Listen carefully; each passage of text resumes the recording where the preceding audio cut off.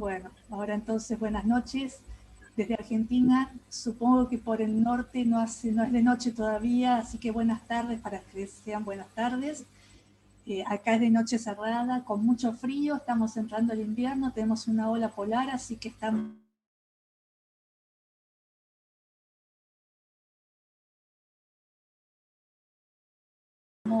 Bueno, queríamos hablar un poco cómo están la situación de nuestros países, con todas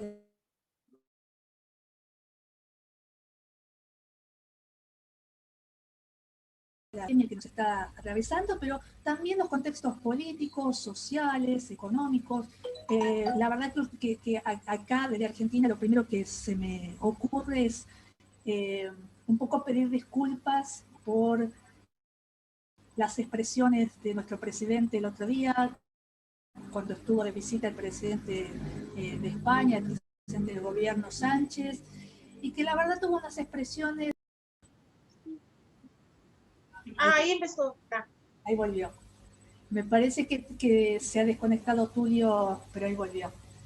Entonces, bueno, no, decir que las palabras fueron en sí mismas muy desagradables, que no condicen con lo que los argentinos pensamos de todos nuestros hermanos latinoamericanos, y que además el contexto fue feo, porque en realidad con qué necesidad ante el presidente español tenía que congraciarse, haciendo pensar que nosotros los argentinos somos europeos, entonces somos distintos a América Latina. Y primero que no es cierto, porque ni siquiera en Argentina somos todos, este factor migratorio no es solamente parte de algunas provincias, provincia de Buenos Aires, ¿no? Y un sector, pero el interior del país es totalmente distinto. Y entonces me dio como una pena muy grande, como una vergüenza ajena muy grande, y pensé en ustedes. Lo primero que se me ocurrió es pensar, bueno, en mis compañeras, y entonces, bueno, los primeros 2 minutitos de expresión de esta reunión era para, bueno, para decir que no es la idea general de lo que pensamos en Argentina y lo que sentimos en Argentina.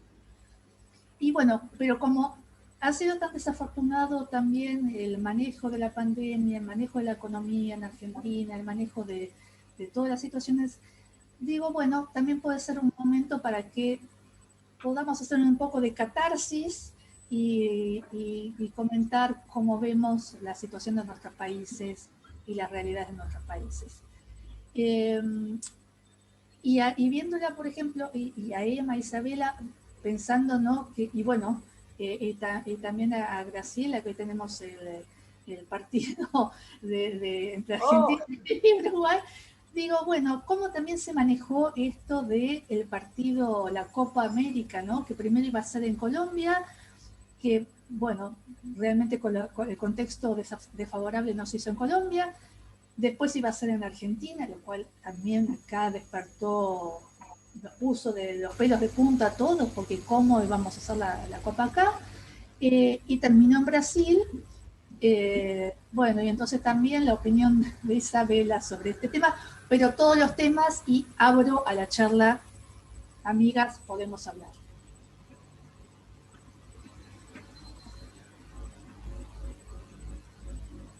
Eli, te veo hablar. Ahí está. Isabel, com seu microfone. Graças. Infelizmente, no Brasil, vamos ter a Copa América.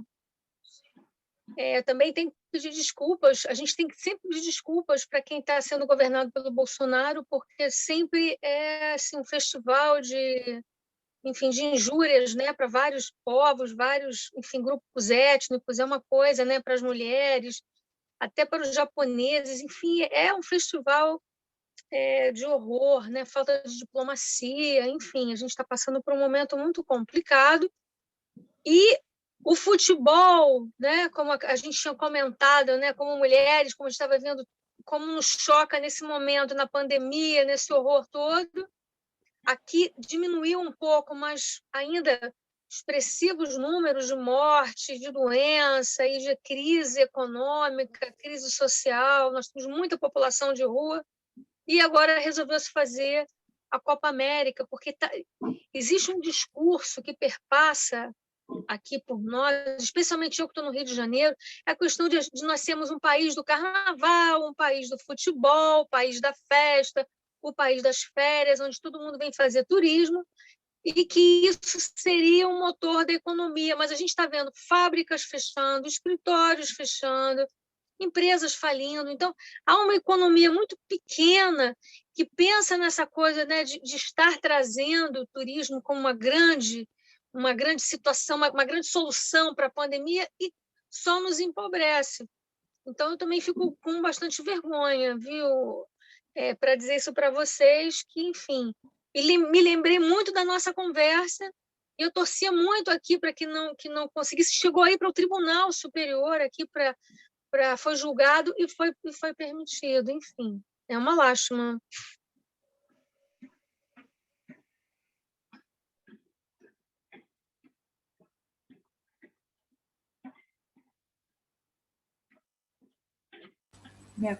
Yo me acuerdo, Emma, cuando vos nos contaste la situación en Colombia y que vos dijiste también, ¿no? Pan y circo, cuando se iba a hacer la copa, ¿no? Bueno, ¿y cómo lo están viviendo ustedes ahora este cambio de sede y esto? ¿Cómo lo ven como algo que, bueno, fue malo? ¿Cómo lo interpretan? Hola, buenas tardes de nuevo para todas y para todos quienes nos escuchan. Sí, yo creo que eso fue, digamos que el momento sociopolítico que nos encontramos en Colombia, creo que fue algo muy importante porque los barristas o las barras, los aficionados al fútbol, personas pues que están metidas todo el tiempo, ellos mismos fueron quienes dijeron no queremos fútbol en este momento.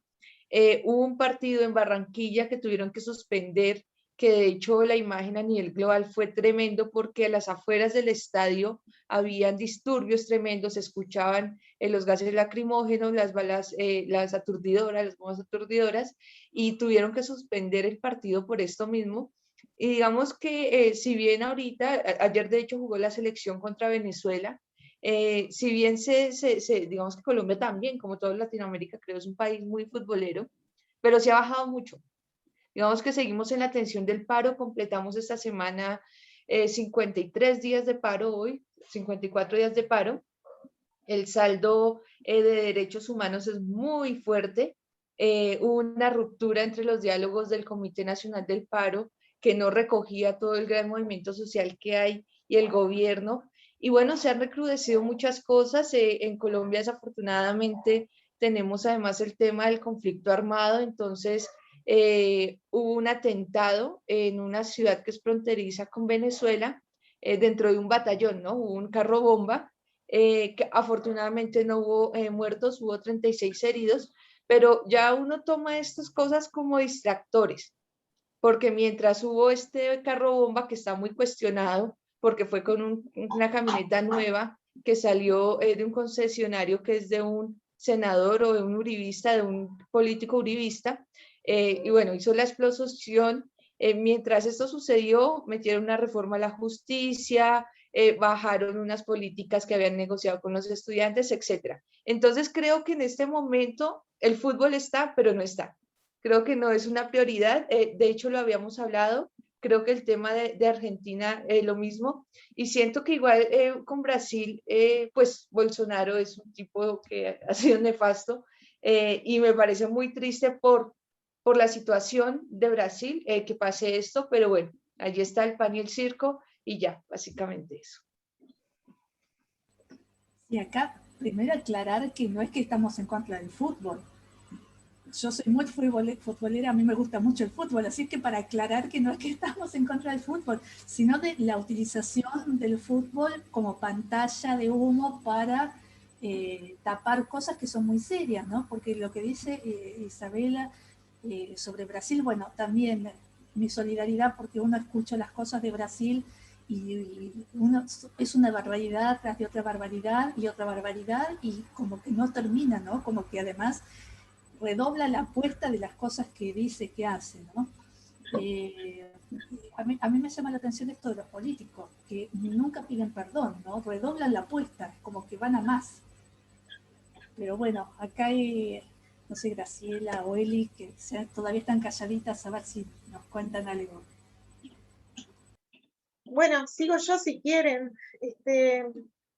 Yo te escuchaba hoy pedir disculpas por el discurso de Alberto Fernández, que creo que fue desafortunado, muy desafortunado, pero digo, la aseveración que hizo, en realidad, yo repasaba hoy justamente para la reunión con ustedes, cómo fue nuestra historia, ¿no? Tenemos fama de ser el país más europeizado de América Latina, ¿no? Y todo eso lo que hace es un discurso que construye la exclusión de todas las culturas que nos precedieron, ¿no? Lo mismo que pasa en otros países, que pasa en Argentina, que pasa, o sea, invisibilizar otras culturas que incluso estaban antes que los colonizadores acá en esta zona, ¿no? Y eso nos pasó a nosotros con nuestros indígenas. Muchos de ustedes habrán escuchado, y hoy es un día especial para escuchar esa frase, ¡ay, el fútbol uruguayo que tiene la garra charrúa! Y la garra charrúa, y que somos muy guerreros, y que peleamos hasta sin tener técnica hasta el último minuto, con la fuerza y las ganas de jugar al fútbol. Esa garra charrúa, de la que se habla por el fútbol, justamente fue parte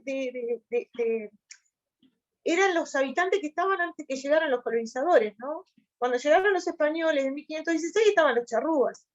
Pero ¿qué pasó? Después que el Estado uruguayo se fue formando como Estado, digamos, y el primer presidente de este país lo que hizo fue exterminar a los charrúas. Mediante un engaño los encerró en un lugar que se llama la masacre de Salsipuedes, y exterminó a los charrúas, porque les molestaban para formar el Estado. Entonces todo ese discurso de que somos el país más europeo de América, de que somos la Suiza de América, se llegó a decir en algún momento, es un discurso que no solo tiene Alberto Fernández, tenemos muchos de los que vivimos en estos países, ¿no? Miramos al invasor con admiración, y hasta el día de hoy uno siente que, por ejemplo, en la educación, en la cultura, nosotros seguimos sintiendo esa influencia europea, ¿no? Había un profesor de Facultad de Derecho que siempre decía, bueno, ahí viene España a colonizarnos culturalmente, porque siempre vienen con sus programas de formación, con toda su plata para darnos dinero, para hacer esto, y nosotros lo aceptamos, está bien, pero también es una forma, e incluso en muchas leyes, yo que me dedico a las leyes, me doy cuenta que muchísimas leyes se han formado se han aprobado a raíz de la influencia de España, ¿no? Y de Europa. Y bueno, todo ese discurso negacionista, ¿no? Y esa invisibilizar a esas culturas, como fue o visibilizarlas desde el lado de ridiculizarlo, minimizarlo. Me parece que, bueno, te digo, no tendrías que pedir disculpas porque acá está lleno de ese discurso también. Somos un país pequeño, pero tenemos muchos emigrantes de otros lugares, sí, es verdad, muchos europeos, pero tenemos una rica cultura también indígena que fue invisibilizada y fue descartada de la historia, ¿tá? Descartada. Acá en Uruguay no se hablaba hasta los años 80 que se empezó a hablar de este tema y se empezaron a surgir discursos y aceptación a lo multicultural, se empezaron a aprobar leyes, y hubo toda una movida de los descendientes, ¿no? Del pueblo charrúa. Bueno, hasta ese momento, hasta los 80, no se hablaba del tema, ni en la escuela, ni en el liceo. Pienso que ese discurso tiene que ver con eso. Después, respecto al tema de la pandemia, bueno, en Uruguay hace 3 días que está descendiendo el número de fallecidos, pero hemos tenido un nivel muy alto de muertes, muy alto, hemos estado en los primeros lugares del mundo por razón de la proporcionalidad, ¿no? De cantidad de muertos por millón de habitantes. Lamentablemente las muertes por COVID-19 han llegado a ser no solo de personas mayores, hemos tenido de todas las edades. Yo decía la otra vez, en la charla pasada, mujeres embarazadas, siguieron muriendo mujeres embarazadas, 2 más desde la última vez que conversamos acá, y lamentablemente niños y jóvenes también. Pero igual lo que quiero enfatizar, ayer hubo un paro general del PISANT, que es la Central Obrera de Uruguay, que está movilizada, todos los trabajadores estamos movilizados por la falta de apoyo del gobierno hacia sectores más golpeados, ¿no? Muchas pequeñas empresas han cerrado, y han cerrado definitivamente, ¿no? Y muchas personas han quedado sin empleo. Y eso impacta en lo económico y social, ¿no? Impacta en la pobreza que se ha generado. Y creo que eso es una cosa que nos va a pasar en todos los países de América Latina, ¿no? el estar sometido a un régimen que ya de por sí es injusto, pero que esta pandemia lo que hace es agravar las desigualdades. Y eso tiene impacto en todos los niveles, ¿no? Me parece que es un común denominador de nuestros países. Sí, lamentablemente son cosas que son transversales, ¿no? Porque uno podría decir, ojalá las cosas transversales fueran la justicia social, las buenas medidas de gobierno, el mayor grado de democracia, la incorporación de sectores, porque esto que vos decís de los pueblos charrúas, bueno, en Argentina también lo hemos vivido, porque la mirada del presidente fue una mirada desde Buenos Aires, desde los porteños. Bueno, vos sabrás porque también nosotros compartimos casi esta diferencia entre unitarios y federales, entre colorados y Sí. Y entonces de esto compartimos hasta 1824 la misma historia. Sí. Se sabe cómo es. Y bueno, y es muy, para mí fue muy duro en ese sentido, y además el contexto, a mí me enfadó mucho, me enojó mucho, que frente a la España, ¿no? Frente a... Sí, claro. A la imagen del colonizador, digamos, el colonizador, porque digo, nosotros seguimos festejando el Día de la Raza en Uruguay. El Día de la Raza, y mucha gente dice, ¿qué festejamos? ¿Qué festeja América el 12 de octubre? ¿Qué festeja que nos... también esa construcción, ¿no?, histórica de una verdad, de una realidad, que es parte de las ideas que tenemos que confrontar, ¿no? Acá el 12 de octubre es feriado, pero ahora se ha cambiado y se llama de la diversidad cultural. Entonces lo que se trabaja en las escuelas es justamente hablar de que Argentina también es un país no solamente de europeos, sino también de indígenas, de afrodescendientes, aunque no tenemos tantos, ¿no? De inmigrantes latinoamericanos, no solamente de inmigrantes europeos, sino de inmigrantes latinoamericanos. Pero bueno, parece que esto es algo que se hace desde arriba, pero los gobernantes no lo terminan de entender, ¿no? De la diversidad cultural parece que esa parte no la entienden. Buenas tardes, nuevamente les saludo. Bueno, como podrán darse cuenta quienes nos siguen por el Facebook, nuestros, digamos, seguidores, así lo vamos a decir, desde América hasta desde la punta del norte de América hasta el sur. Y es bien interesante cómo empiezan a exponer la serie de temáticas a partir de una imprudencia con una frase en un momento de los más inoportunos, pero también, como se ha ido mencionando, la cuestión misma de la pandemia, la cuestión del fútbol, nosotros también somos muy futboleros por tradición, los malos gobiernos, etcétera. Pero me quedé pensando cuando las escucho, cómo tenemos los contrastes no solo geográficos y territoriales. Está América del Sur, de donde ustedes forman precisamente parte con distintos países, pero que efectivamente hay una constante histórica y una constante con respecto a la discriminación, a la desigualdad social, al tema de las mal encausadas políticas de salud también para estos temas de pandemia, etcétera, pero que yo estoy en el norte y acusamos y atravesamos por procesos tan similares. Pero ojo, yo quiero poner en la mesa de la reflexión también algo bien interesante, porque nosotros recién hace 3 años hemos ido a las urnas para elegir un gobierno con tendencia de centro-izquierda, en donde en poco tiempo, claro, pero ahora lo que sé es la llamada oposición, cómo empieza también un linchamiento político, un linchamiento a quienes recién empiezan a aprobar ciertas políticas, ciertas medidas, y cómo todo se vuelve en el centro del huracán en torno a un personaje, el presidente.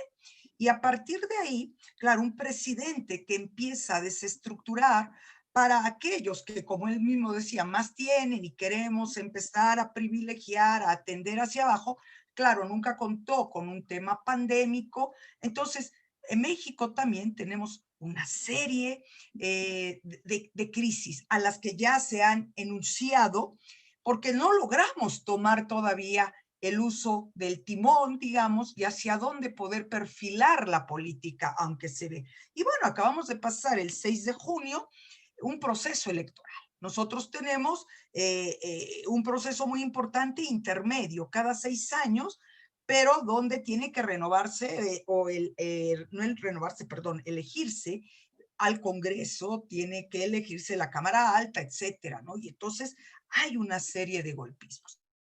Y para no abusar mucho del tiempo, pero lo pongo, digo, para ir reflexionando, ¿no? Cómo la América, lo que bien decían, la América estamos atravesados por todos lados transversalmente con estos pesos, desde antes mismo de la colonia, pero después el peso del eurocentrismo, ¿no? Cómo deja hondas huellas. Y bueno, yo recuerdo también cuando nuestra colega decía, no, es que yo quiero ofrecer, yo me acuerdo que le decía, no tienes que ofrecer ante estos desaguisados y estas cuestiones. Y nada más por una nota periodística que sigue haciendo precisamente esta polémica, ¿no? A la mal frase, y por ahí, como dicen, en esta inconveniencia diplomática resaltan 2 hechos concretos, nos dicen.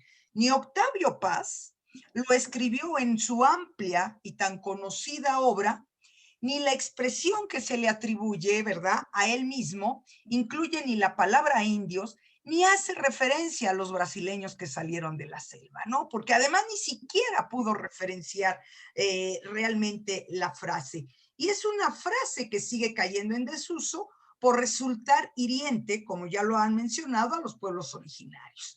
Y lo que se veía es que tiene por lo menos 2 registros bibliográficos conocidos. El primero de ellos, que como ya se ha ido hablando, no tiene que ver directamente con Octavio Paz, sino con otro escritor mexicano, Carlos Fuentes, ¿no?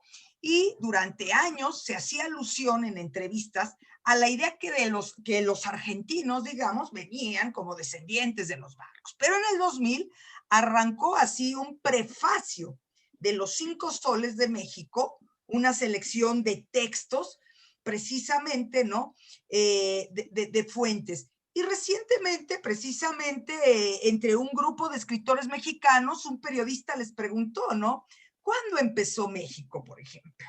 Y entonces, uno de estos escritores le pregunta a un escritor también, empieza a platicar con el novelista Martín Caparrós, y entonces empiezan a hacer chiste de todo esto que se desató en estas semanas, y lo único a lo que llega, ¿no? Dice, bueno, dice, nada más quiero decir algo, aun cuando digan que los argentinos descendemos por la parte migratoria de los barcos, contrasta con un perfil antiquísimo de México, ¿no? Y entonces Caparrós dice, la verdadera diferencia es que la Argentina tiene un comienzo, pero México tiene un origen. Y es eso, nosotros tenemos muchas cosas que precisamente en ejes transversales históricamente compartimos, como compartimos también con todos estos problemas de índole social, económico, político, de salud, de educación, etcétera. Pero lo que vos decís me parece que es lo central. Ustedes tienen orgullo de esas raíces. Nosotros, me parece que en América del Sur, porque acá me atrevo a incluir a Chile, ¿no? Por más que no está Adela, pero que me la permita, pero salvo el caso de Paraguay y Bolivia, donde también hay un orgullo también a las raíces indígenas, ¿no? Acá en Argentina no hay ese orgullo, ¿no? Más o menos, a ver, interesante. Te escucho. Lo decía hace rato Emma, las prácticas de discriminación y de racismo, de invisibilidad y de negar la riqueza sociocultural y plurilingüe de este país, recién también la estamos autorreconociendo, y no hablemos precisamente de toda esa población afrodescendiente, que yo lo decía en el programa pasado, me parece, ¿no? Recién el pasado sexenio dijeron, nuestros funcionarios, hay población afrodescendiente en México. O sea, si los indígenas están discriminados, invisibilizados, están negados al derecho. Hay una antropóloga, a mí me encanta cuando dice, siguen siendo extranjeros en su propio país. Y habría que ver todas las cifras de discriminación que se tiene en México para con los pueblos originarios. Y una última precisión nada más también que quería tocar. Bueno, yo trabajé muchos años con Rosana Podestá, uruguaya. Entonces, en estos temas y en estas discusiones, como sucede para con México, los toltecas, en teoría fueron exterminados, fueron acabados, no se sabe, no dan una explicación, incluso dicen eran extraterrestres. Sí, es cierto. La cultura olmeca sigue existiendo. Y entonces en los debates que teníamos luego, históricos y demás, decía, pasa algo parecido, digamos, también con los charrúas en Uruguay, porque es una falacia que hayan terminado como tal con los vestigios y con la reproducción de lo que queda en transmisiones culturales. Es interesante, no atrevo a decir más, pero creo que nos llevan en reflexiones muy profundas de lo que a veces pensamos desde las ópticas en las cuales estamos. Gracias. Bueno, muy interesante porque aparte es algo que yo no lo pensaba así, yo pensaba otra cosa de México, ¿no? El México mestizo que amaba sus raíces y orgulloso de ser mexicano. Así que bueno, me encantó esta visión y que me saca de mi eje y me hace pensar otras cosas. Así que gracias porque fue un aporte, para mí por lo menos, súper interesante. Supongo que para todos los demás también. Pero bueno, no sé si Isabela, con respecto a esto de los afrodescendientes, de los aborígenes, creo que también Brasil tiene mucho para decir. Eu gostaria de comentar, porque nós agora, no Brasil, estamos vivendo uma revisão de vários processos. Porque a nós foi atribuído o país mestiço, mulato. Não sei se vocês conhecem essa terminologia, mulata.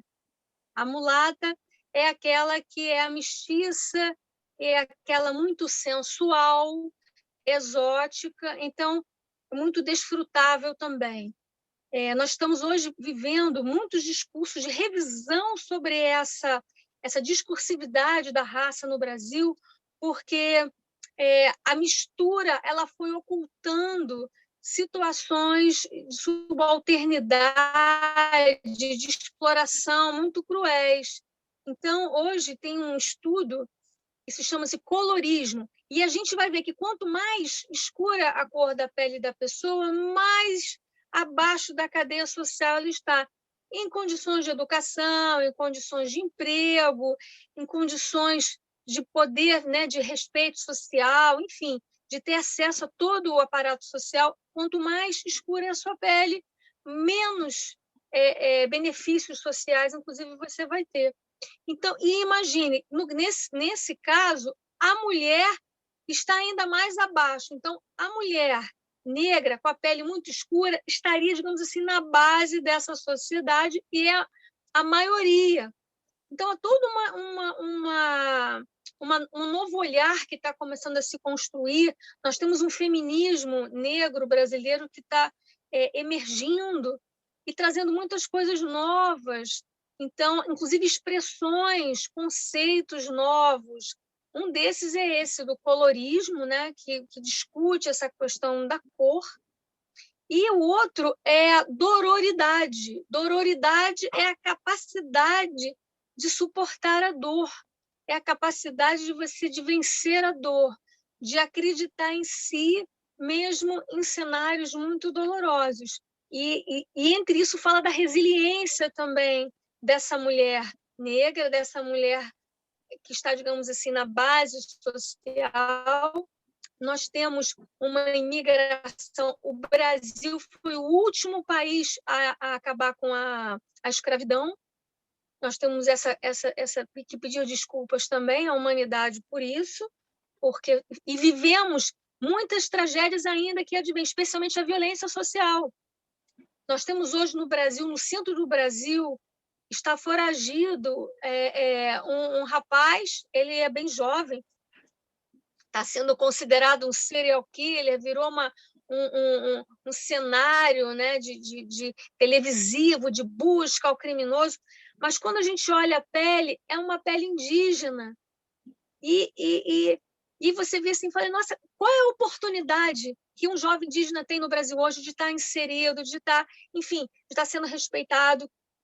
A pergunta hoje é: que país é esse? Que país somos nós? Então, a gente está nesse revisionismo, sabe, de encarar as nossas mazelas. Eu espero que a pandemia, afora esse grupo do Bolsonaro, desse grupo que a gente calcula que seja menos de 30%, mas que os 70% que estão começando a se movimentar, amanhã nós temos uma grande manifestação em várias capitais do país, para a gente ir contra essa política genocida, mas que precisa defender os indígenas e os negros, porque os indígenas estão sendo assassinados, há genocídio já há décadas, e agora isso tudo se agravou. E o genocídio negro também, porque a população que mais sofre violência policial é a população negra, jovem, masculina. Então, vejam, assim, não é só defendendo a mulher, porque quem é mais assassinado é o jovem, né? O homem jovem. E todas essas estatísticas da dor, há esse novo conceito que eu quero voltar a ele, que é a dororidade. Quem fez esse conceito foi uma jovem negra, e que ela, quando ela fala sobre isso, ela publicou um livro, ela é estudante de direito, ela falou, nossa, eu estou filosofando, então toda uma descoberta de poder fazer a filosofia de vida e a filosofia dentro da academia, porque isso foi, ela é uma estudante de mestrado, e ela publicou um livro, eu gostei muito desse trabalho dela e tenho acompanhado essa reflexão, ela é muito bonita, a dororidade é a situação de superação da mulher dentro da sua própria dor. Eu acho isso muito, muito interessante. Queria ouvir agora vocês, como é que estão essas questões aí. Bueno, primero que me afecta mucho esto de los colores, ¿no? Que el color de la piel determine la situación económica, social, y el tema de la mujer negra como lo que está en la base de la sociedad, ¿no? Como muy, muy interesante, muy enriquecedor, la verdad, que lo que estás contando, Isabela. Bueno, la próxima que nos cuentes entonces de esta marcha que van a hacer mañana, que después nos cuentes cómo resultó eso. No sé, Emma, sí. Sí, muchas gracias, Isabela, porque creo que pones en contexto algo muy importante. Tuve la oportunidad cuando hice la investigación para mi maestría de trabajar con mujeres víctimas del conflicto armado en el norte del Cauca, que es al suroccidente, y son mujeres afro. Y son mujeres afro que han sido perseguidas de una forma muy salvaje por defender el territorio y por defender en este momento los acuerdos de paz. Hace 15 días justo me invitaron para una asamblea en medio del paro, porque ellas venían aquí a Bogotá pues a discutir sobre sus derechos, etcétera, y es muy bonito ver cómo ellas siguen resistiendo contra el patriarcado, contra la colonización, contra las mafias narcotraficantes, contra la minería ilegal, etcétera. Así que creo que el tema del ecofeminismo en América Latina debe pasar por reconocer esas particularidades de las mujeres a nivel territorial en Chiapas, en Brasil, en Colombia, en el sur con las mapuche, etc. Creo que hay una discusión muy interesante y creo que además las mujeres que luchan no solo logran emanciparse, digamos, dentro de sus ideales políticos, sino que logran ganarle terreno en la vida privada a los hombres. Y eso fue algo muy bonito que vi en el viaje a Chiapas que hice hace poco. Y quería contarles frente a esto que nos hablaba Elizabeth, frente al tema del colonialismo y un poco lo que nos ofrecen, y es que precisamente en esa coyuntura de paro, una etnia indígena, que se llaman los indígenas Misak, vinieron y han tumbado varias estatuas, ¿no? Y tumbaron por la avenida Jiménez, que es una avenida muy famosa aquí en el centro de Bogotá, pues que estaba en honor a Gonzalo Jiménez de Quesada, tumbaron la estatua y ahora se llama, para quienes creemos en la nueva resignificación de la ciudad, de la avenida Misak.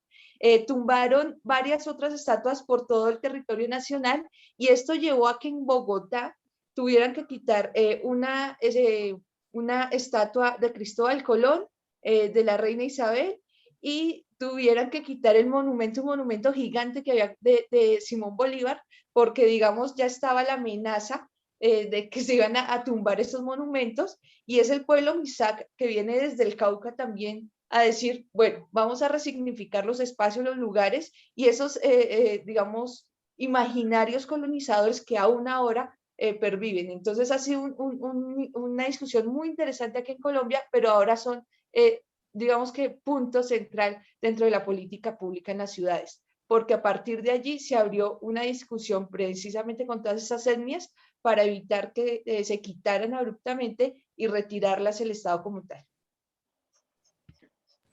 Bueno, creo que ahí abrís un tema que es muy importante y muy interesante, que es el tema de la memoria, ¿no? Y esta cuestión del simbolismo público, de las estatuas y quién construye la memoria. No es para hoy, pero creo que es como para que lo pensemos también a futuro, porque me parece muy interesante. Ahora, un datito, ¿por qué a Bolívar? ¿Por qué pensabas que a Bolívar o por qué pensabas que porque Colón se entiende, pero no entiendo Bolívar, ¿por qué? Bolívar tiene una discusión muy fuerte desde todos los sentidos, empezando, por ejemplo, en la guerra independentista o pues en la independencia, frente a lo que pasó con Miranda. Se dice que realmente no fue un prócer, se dice que su relación, por ejemplo, con Manuelita fue pues patriarca, y que realmente es un conservador. Entonces uno dice, allí hay muchas discusiones a nivel histórico, hay una discusión muy grande sobre todo en su traición hacia Miranda. Cuando recordemos que cuando traiciona a Miranda, Miranda dice, bochinche, bochinche, este pueblo solo sabe de bochinche, ¿no? Este pueblo solo sabe de armar la fiesta, pues de la pelea, pero no sabe de organizarse seriamente. Entonces Bolívar tiene muchos cuestionamientos, bastantes. Igual sería chévere para discusión en futuros escenarios. Pero mi pregunta fue una pregunta de historiadora medio puntual, pero me llamó la atención, pero me parece muy interesante también esas cuestiones.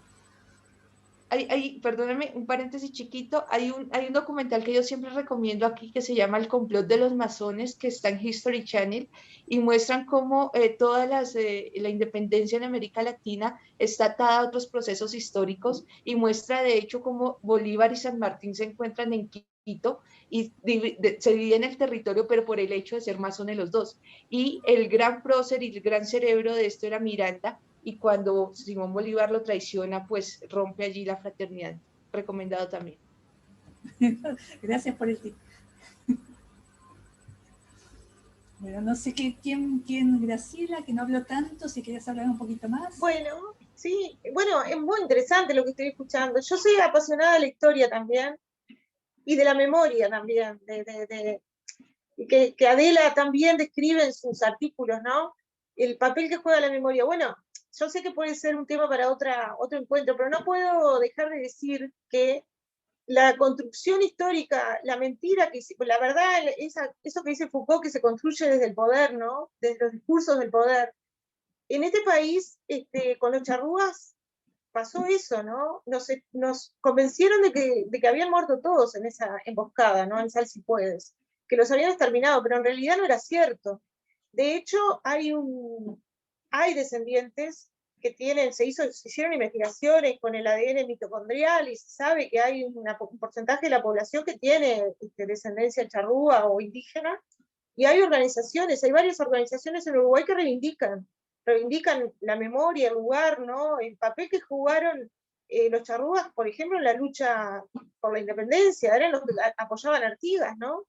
El tema es con el discurso de uno de los partidos más importantes que hay en Uruguay, que es el Partido Colorado, porque Rivera, que fue el que los encerró en ese lugar y mató a muchísimos de ellos, justamente era el primer presidente uruguayo y era del Partido Colorado. Entonces la disputa acá está a nivel político entre ese partido que no quiere identificarse como un genocidio, que es el genocidio del pobre charrúa, y los demás que sí quieren revisar y rescatar todo el aporte, porque no es que, como decía Elizabeth, no es que los eliminaron de la faz de la tierra, hay cantidad de cosas culturales, de elementos culturales que los investigadores han identificado como de esa cultura, ¿no? Entonces acá lo interesante es que hay, a partir de los 80, mucha gente investigando el tema. Actualmente hay un investigador que ha estudiado el tema, los discursos. Él precisamente, un sociólogo, se ha dedicado a estudiar los discursos, ¿no? A partir de esa etapa revisionista de los 80, lo que él hace es análisis del discurso y observa cómo se disputa la verdad, ¿no? Cómo se disputa la construcción histórica, ¿no? Y el papel que tiene esa verdad y esa construcción. Así como yo les dije que a mí no me enseñaron ni en la escuela ni en el liceo sobre estos temas, hoy día hay una ley que reconoce que existieron los charrúas, y un día que reivindica el día del exterminio, lo reivindica como el Día de la Nación Charrúa, que es el 11 de abril, ¿no? Y sin embargo, las organizaciones siguen reivindicando otras cosas, por ejemplo, que el Estado uruguayo pida perdón por el genocidio, así como hizo Canadá, ¿no? Con el Estado canadiense con respecto a sus indígenas. Otro tema que es interesante de las investigaciones que se están haciendo es que se detecta que son los jóvenes los que empiezan a tener orgullo de su origen, orgullo de que hayan existido estas culturas, orgullo de lo multicultural, orgullo de la construcción diversa de la nación, ¿no? No así las personas que tienen más de 50 años. Esas personas, claro, porque debe ser justamente por la educación que tuvimos, ¿no? Niegan eso y no sienten orgullo de esa parte de la historia. Y es bien interesante, ¿no? Y eso, claro, afecta la identidad de una nación, ¿no? Y bueno, nosotros seguimos siendo, en los hechos seguimos siendo el país más europeo, pero tenemos esa parte de la historia y tenemos ese legado cultural que no podemos desconocer.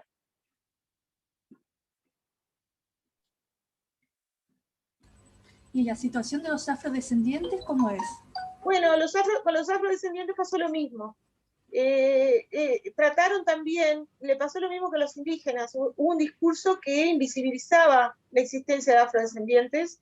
Hay encuestas que relevan qué cantidad de personas en Uruguay derivan o tienen origen o tienen vínculos con la cultura afrodescendiente, con los afrodescendientes, y hay un porcentaje también, pero son totalmente postergados. O sea, los indígenas y los afrodescendientes fueron construidos como inferiores a los europeos, a los criollos, a la gente poderosa. Está asociada también al lugar que ocupas en la sociedad, ¿no? Y fueron construyendo esa imagen, y los afrodescendientes hoy en Uruguay no tienen casi lugar en los espacios públicos relevantes. Por ejemplo, políticos negros no hay, o sea, no hay, están destinados a los trabajos más de mano de obra más barata, sin formación.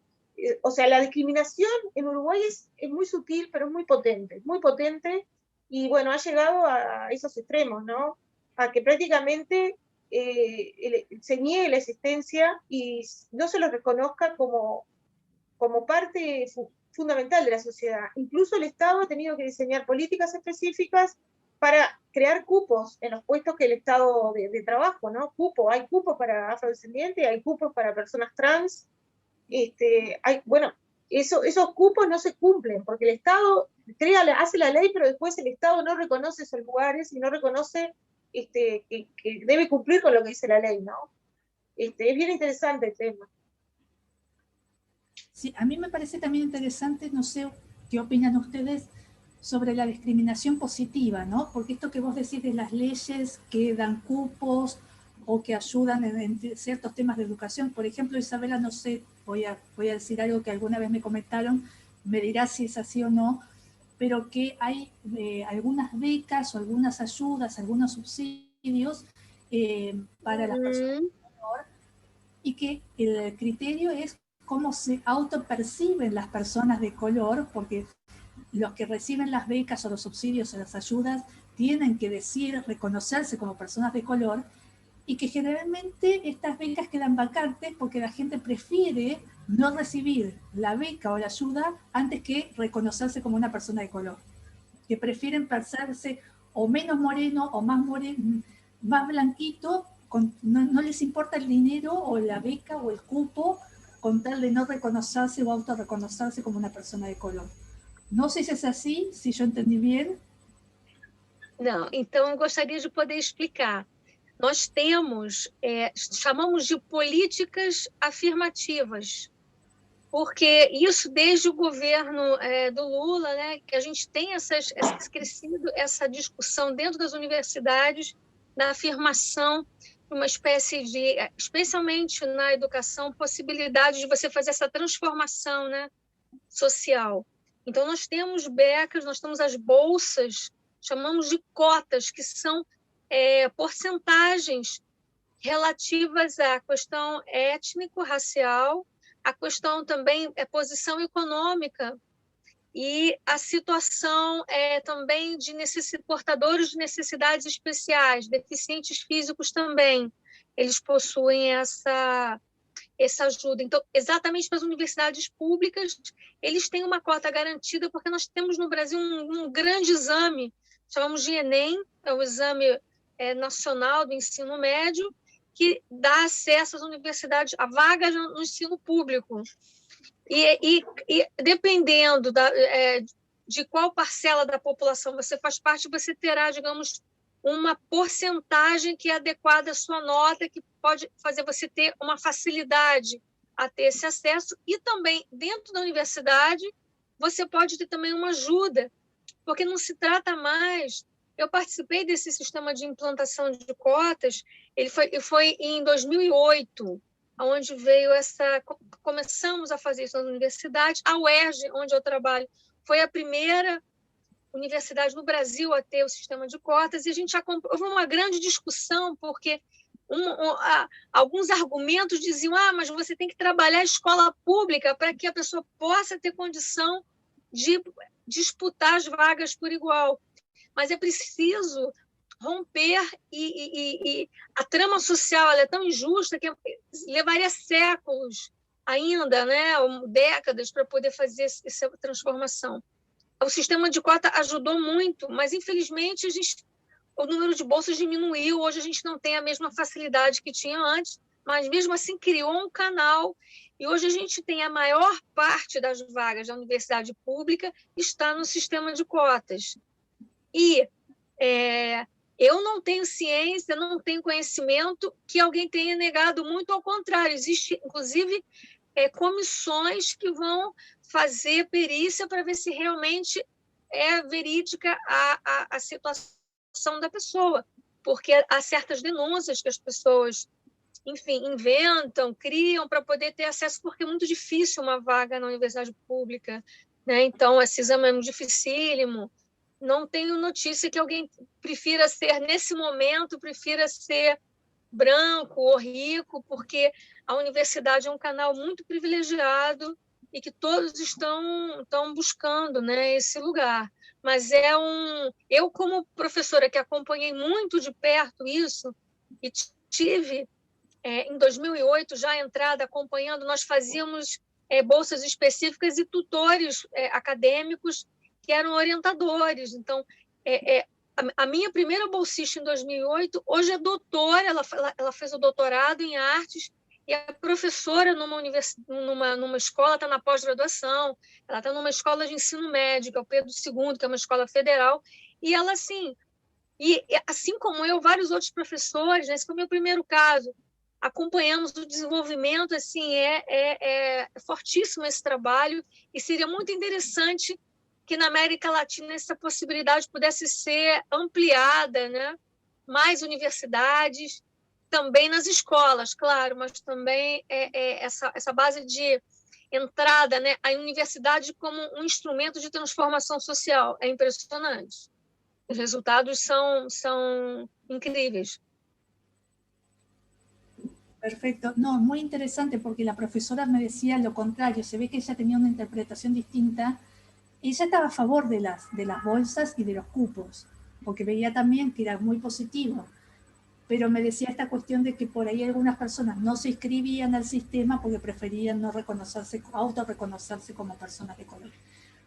Bueno, para la próxima me parece que han quedado un montón de temas interesantes, como el tema de la memoria histórica, como el tema de la discriminación positiva. Así que bueno, vamos a ir pensando todos estos temas. De aquí a 15 días vamos a ver cuáles elegimos. como para conversar. Y bueno, y entonces ya, si quieren, unas palabritas de cierre, y ya estamos cerrando hasta dentro de 15 días, así dejamos también con el gustito, con la miel en la boca, para que la gente se conecte la semana que viene y siga con estos temas. Sí, a ver, bueno, algo que voy a decir que sucede en México, a diferencia de lo que escuché cuando arrancamos. En México se eliminó por completo que el día 12 de octubre, que además no se llama ni Día de la Raza, ni mucho menos, fuera feriado. Ha sido eliminado y es un día más en la actividad. Bien, por otra parte, evidentemente que ha habido una serie de reformas y eso no es a partir del nuevo gobierno. A México lo ha caracterizado en materia de lo que son, a partir sobre todo del levantamiento zapatista, una serie de reformas constitucionales, una serie de creación de instituciones, de institutos, de organizaciones, etcétera, en torno para precisamente defensoría y reconocimiento de esta diversidad étnica, sobre todo concerniente a los pueblos originarios. ¿Qué sucede? Incluso, bueno, como desde la UNESCO misma se manda, se reconocen ciertos días para el reconocimiento de lenguas, se impulsan ciertos días para el reconocimiento del Día de la Lengua Materna, como es en febrero, o el Día de los Pueblos Originarios, que es en agosto. Y entonces todo esto, que evidentemente pareciera que estamos en un son de paz, de armonía, de inclusividad, no hace más que justamente el reverso, una folclorización. Por otra parte, en torno a lo que se ha venido hablando y de esta discriminación positiva y el tema de las cuotas que gracias Isabela, siempre de verdad resulta de mucho aporte escuchar cómo se ha movido esto, ¿no? Que fue con Lula desde el momento para que pudieran incursionar a las universidades, etcétera. Bueno, nosotros, por ejemplo, México, dentro de todas estas políticas, se han creado instituciones de educación superior que pareciera para atender la exclusividad de estas poblaciones y fortalecerles, lo cual justamente ha dado con muchas veces, no siempre, pero muchos de los casos, incrementar la práctica de discriminación del egresado profesional de una normal indígena, de una normal rural, de una universidad intercultural, de una universidad a veces hasta pedagógica, ¿no? ¿Por qué? Porque, claro, están las universidades convencionales a donde acude, no porque no estén los indígenas, claro que están los indígenas también, pero están, sí, insisto, invisibilizados, silenciados. Pero se supone que están más hechas como para la población mestiza. Pero ahora, y con eso voy a cerrar, interesante lo que está sucediendo. Las universidades privadas, las más caras de este país, abriendo y ofertando y diciendo que vengan los indígenas. ¿Por qué? Porque hoy el gobierno de López Obrador, desde que toma posición, desde que hace sus pronunciamientos, sus ceremonias, si ustedes tuvieron oportunidad de verla en el centro de la fundación de lo que significa México con el representante o la representante de cada una de las etnias de este país, ¿no? Y le hacen todo el ritual de la limpia, etcétera. Bueno, hoy todos los fondos de investigación, hoy todos los fondos para el fomento en salud, educación, etcétera, va para los pueblos originarios. Pero sobre todo es interesante para la educación. Por primera vez entonces viendo que además les han quitado recursos federales a estas universidades privadas, entonces por primera vez dice que vengan los alumnos indígenas, es decir, vuelven a ser utilizados, se vuelven una bolsa bastante útil. Y cierro mi intervención, como bien yo les comentaba, no nada más para que se den idea, como bien dice Cristino Emichen, ¿qué son los indígenas? Sobre todo los migrantes en ciudades, son aquellos reconocidos como miembros de la nación y en otros considerados como extranjeros. Son reconocidos como miembros de la nación, pero carecen de derechos específicos. Son incorporados como fuerza de trabajo, aunque generalmente en ocupaciones mal pagadas y carentes de los derechos laborales. Son residentes en las ciudades, pero se les conmina a que regresen a sus pueblos. tienen derecho a libre tránsito, pero su presencia en las ciudades es motivo de conflicto. Se les considera, en fin, extraños. Y como dicen, creo que queda la discusión muy abierta y muy comprometida para distintos temas en el futuro. Gracias. Bueno, muy bien, ya estamos en hora, así que retomamos esto dentro de 15 días y bueno, nos vamos pensando, reflexionando, creo que nos da el tiempo para volver sobre estos temas que me parece que son súper interesantes. Y entonces, bueno, buen fin de semana, que descansen y nos estamos viendo entonces en 15 días. Gracias, Eugenia. Gracias a todas. Abrazos gigantes, queridas. Qué rico ver. Chao. Chao. Bye. Chao, chao.